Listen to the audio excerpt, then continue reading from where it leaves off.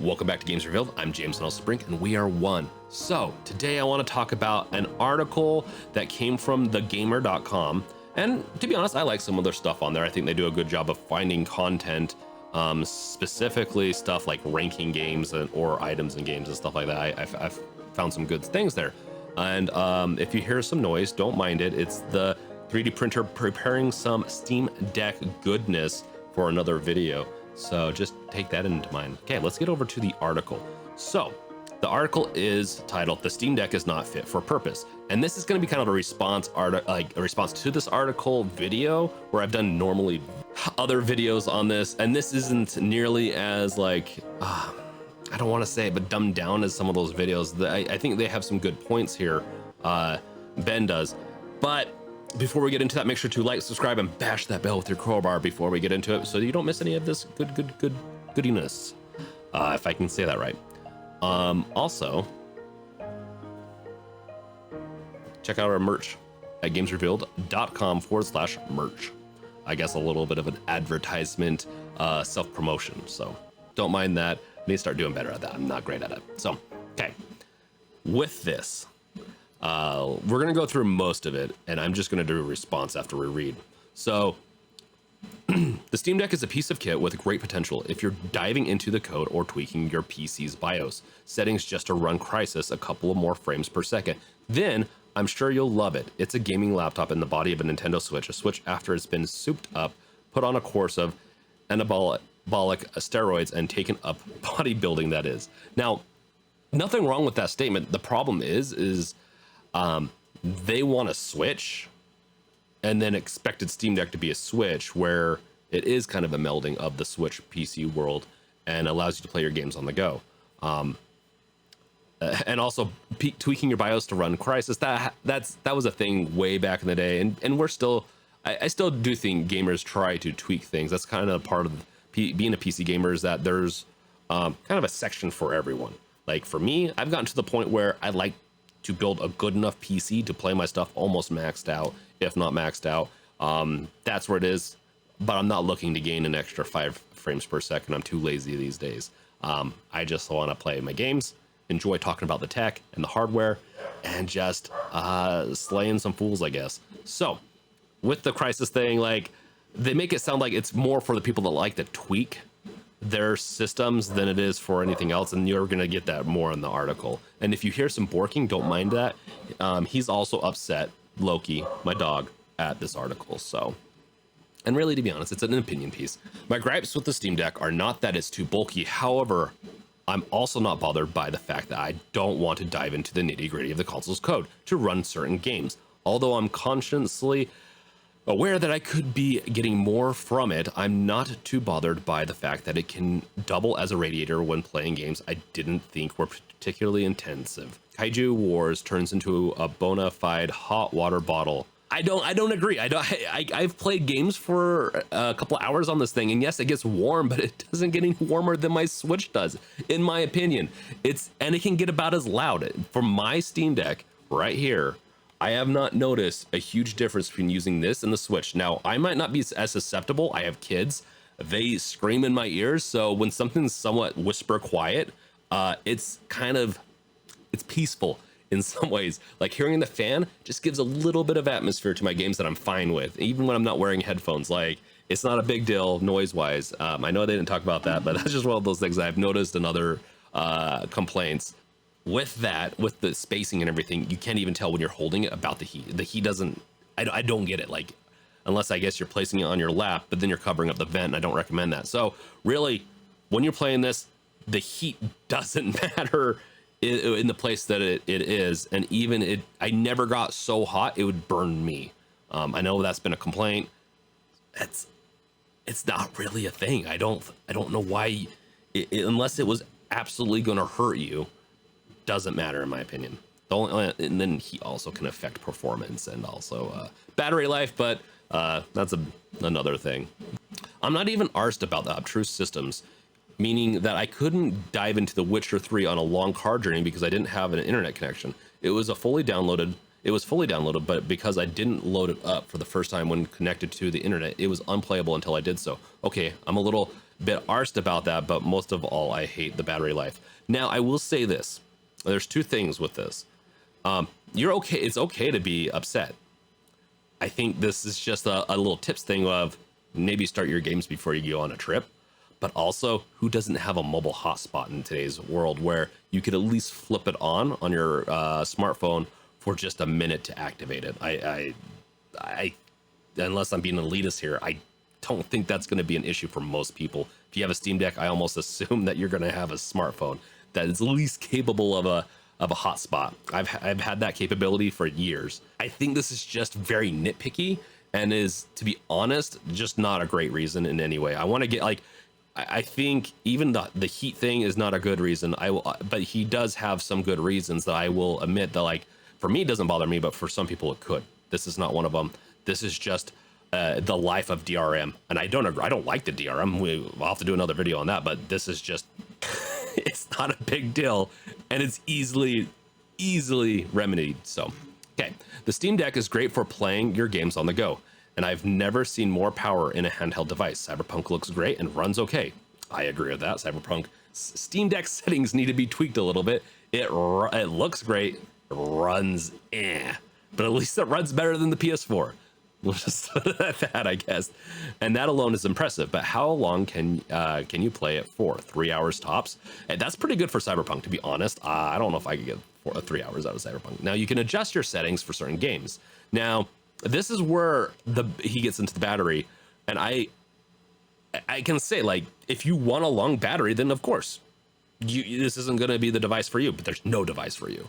If this doesn't work, the Switch will barely work. It barely gets better, and that all depends. Like, he nitpicks at what kind of games. It's like, well, on the Switch, this game runs great. Okay, let's get into a little bit more.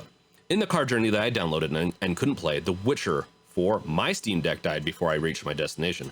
It was fully charged. I wasn't playing particularly intensive games. Well, I mean, you're playing Witcher, which is a little bit more intensive, and you could drop the voltage or the wattage and all that stuff down and play at low if you really wanted to just make it last a little longer, which you could. It sounds like he played more games. A mix of Kaiju Wars, Shadow of Mordor, and Narco. But it died within 4 hours, which, to be honest, is pretty decent, especially for those games he chose. I think it's pretty decent. That being said, it's not like Shadow of Mordor these days is intensive. It still looks great, though. I live in England, so it's rare that journeys take longer than this, but we're driving down south to see my nan.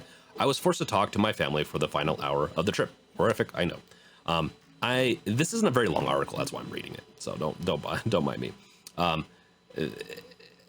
4 hours is not bad for a portable device. The Switch can get more than that, yes, with games that aren't as intensive. Like, I don't know if Witcher 3 would last 4 hours even on my Switch. On my Switch, I think I could get 3 hours potentially, which sounds like the same here.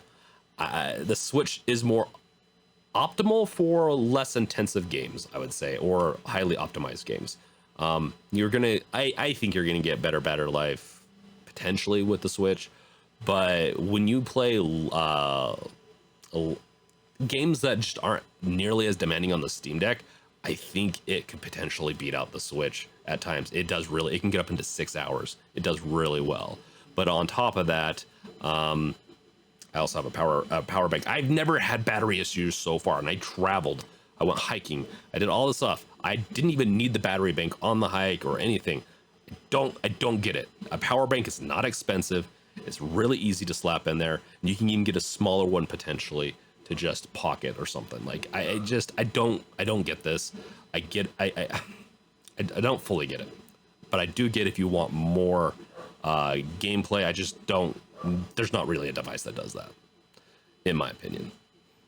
But this has got me thinking. It was making a longer journey. Okay. But this has got me thinking. If I was making a longer journey, say the northernmost parts of the Scotland, or a plane ride anywhere outside of Europe, why would I take the Steam Deck? It would provide a few hours of great entertainment, then what? Whereas the Switch, the Steam Deck's closest competitor, would last for an entire journey. Disagree. But I'd be stuck with those crummy Switch titles like Breath of the Wild, Metroid Dread, and Animal Crossing. I know that my Steam Deck has infinitesimally more titles than the Switch. I purposely picked Nintendo's finest for this comparison. But if I had the choice between playing Hades for 4 hours on the Steam Deck or twice that on the Switch at a slightly lower setting, the answer is clear. I'd have to test that. I'd actually be surprised. I would bet that Hades would get 5 to 6 hours if you tweak your settings properly. Once again, and maybe this is to his point. You do sometimes, if you want to get the better battery life, tweak settings on the Steam Deck as opposed to Switch just kind of working. But the options you have on the Steam Deck are just drastically more, including games being so much cheaper. Now, if you want Nintendo titles, then there you go, Switch, go for it. And it's exactly that reason that I believe the Steam Deck isn't fit for purpose. It's a console truly portable if its battery only lasts for a couple hours. If I was going on holiday abroad, even to somewhere relatively close like Spain, I would need to get an hour of public transport to get to the airport, like all dads. I'm an early bird and like to get through check-ins and all this stuff. And then he talks about enjoying Burger King. Okay, he doesn't talk about enjoying Burger King. I was going to say that would just like be the slice to just say, hey, this was not a good article. But yeah, Burger King. I remember being decent. It has gone downhill so much, and it probably has never been decent. But I've likely got another hour or two to kill, one trade and ride and a short wait, while my Steam Deck have any charge left by the time I board the plane.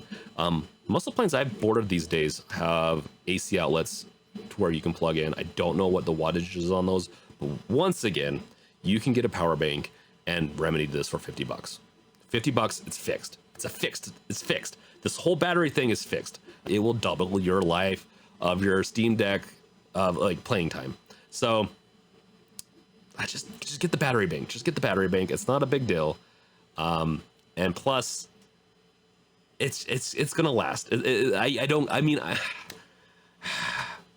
could seek out power outlets and turn my brightness right down, but that's besides the point. I want a portable console that is actually portable. I don't want to have to find a place to charge it twice a day just to make it through my journey. And I don't want to turn the brightness down so low that I can't see what I'm playing. But that all defeats the point of buying a portable console in the first place. I said in my review that the Steam Deck feels like a prototype. The Steam Deck 2 needs twice as big a battery. I mean, the battery tech will probably allow for that. I agree, it could do with more battery. But I believe one of the reasons they went with what they did is the way it fit in the Steam Deck plus cost just worked out perfect because they were trying to hit a cost to performance and all that like ratio. No other PC handheld even comes close to the power and price that you get for this. So I don't get where they're coming from, because really your only other option with this type of stuff to play games that are even somewhat similar is a Switch. And the Switch can't even play nearly how many games this can at the same graphical settings and everything. This really so far is your best choice for gaming on the go. My biggest gripe right now is the size. Will I be able to fit it with my in my backpack and all my other stuff? If I want to do a quick just backpack trip, just all my backpack, nothing else, it's going to be a little bit harder, but I would make it work. I'd sacrifice a shirt or some underwear to make it work. So size for me is the biggest factor. For them is the battery, and it's easy to remedy. Take a power bank, hands down. That's the way to fix it. And then also there's going to be outlets, whatnot. There's ways to fix this. And then there's also just temper your games. Don't play the most intensive games on these trips. If you just temper it down a little bit, you'll get closer to what the Switch gets. And then, to be honest, I've had mixed things on my Switch with battery life. So I don't know.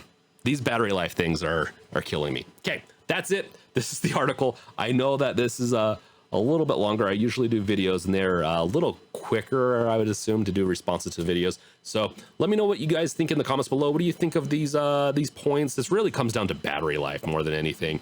Even kind of points at like tweaking games, which most games will just work on it. It's whether or not you want to get that better battery life or whatever not that you can do, but we have given the option, which is awesome.